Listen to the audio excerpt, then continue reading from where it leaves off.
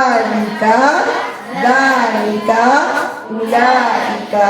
Kalau perempuan, tilka, dalika, ulaika. Makna dia apa? Itu. Isim isyarah. Bila?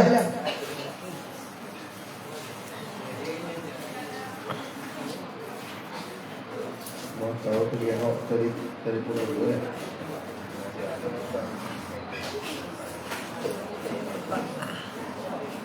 Jadi mana cara? Cara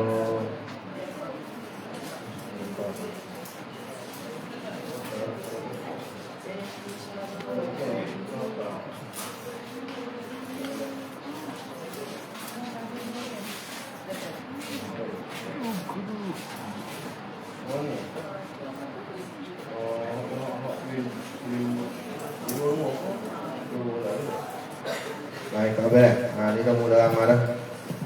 Okey. Isim isyarah lil qarib lelaki. Hadani haula'i. Patut tangan. Put tangan lepas pada tu ayat tu dah. Okey. Sekali lagi dah. Isim isyarah lil qarib lelaki. Hadani haula'i. Isim isyarah lil qarib perempuan. Hadhihi hatani haula'i. Isim isyarah lil ba'id lelaki. Zalika zanika ulaika. Isim isyarah lil ba'id perempuan. Tilka tanika ulaika. Jom, terus sekali boleh?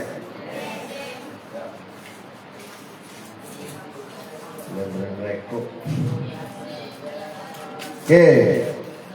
Isim isyarah liqarib lelaki. Hadani haula'i. Isim isyarah lilqarib perempuan. Hadhihi hatani haula'i. Isim isyarah lil ba'id lelaki. Dalika zanika ulaika. Isim isyarah lil ba'id perempuan. Tilka tanika ulaika. Pada pelajar yang baru masuk, kita sedang belajar kata tunjuk. Kata tunjuk ada ini dekat, kalau jauh itu. Seorang guru apa dia? Muallimun. Dua orang guru? Muallimani. Guru ramai? Muallimuna. Seorang guru perempuan? Muallimatun. Dua orang guru perempuan? Muallimatani. Guru-guru perempuan? Muallimatun. Kalau ini seorang guru lelaki, ada muallimun. Ini dua orang guru lelaki, ada ni muallimani. Ini guru-guru lelaki, ini seorang guru perempuan, ini dua orang guru perempuan, ini guru-guru perempuan. Boleh? Kalau jauh itu, ini seorang guru itu seorang guru lelaki. Itu dua orang guru lelaki. Itu guru-guru lelaki. Itu seorang guru perempuan.